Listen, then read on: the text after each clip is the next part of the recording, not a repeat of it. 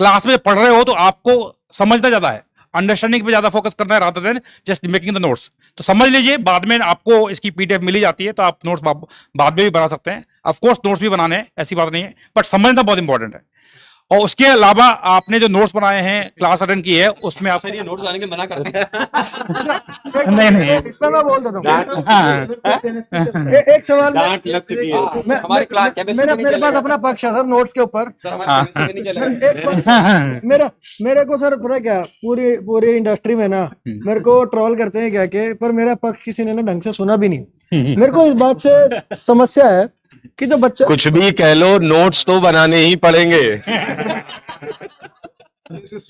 Specially in chemistry. एक बार अब जो गलती कर दी उसे मान लो ना, जस्टिफिकेशन क्यों देना है यार? सर अब आप क्योंकि अब 247 नहीं चाहिए, 247 चाहिए भाई। समझ रहे मेरी बात? तो 2 अलग चाहिए, 4 अलग चाहिए, 7 अलग चाहिए। नोट्स बनाए होते तो ये अलग अलग होती, नोट्स नहीं बनाए इसलिए एक साथ हो गई। ठीक है सर, आप क्या बिल्कुल सही बोला।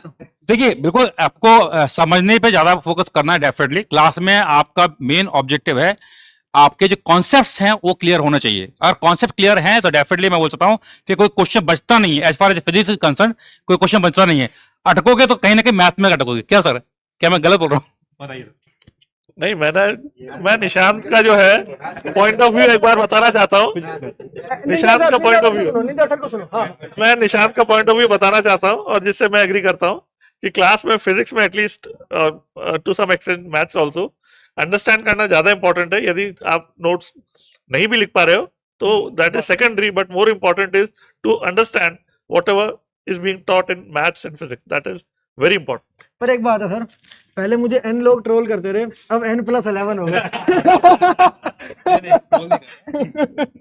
एनीवे, एक बात कहना चाहता हूँ मैं, मेरा बस जैसे सर पक्ष ये है मेरा कि सर मान लो आपकी क्लास में कोई बच्चा है और सर आप बेस्ट कंटेंट पढ़ा रहे हो, पर उसका ध्यान सिर्फ ये है कि बोर्ड को बस लिखता जा रहा है, वो उसने दिमाग में कुछ प्रोसेस नहीं किया, तो मैं कहता हूँ ऐसा नोट्स बनाना बेकार है। टोटली बेकार।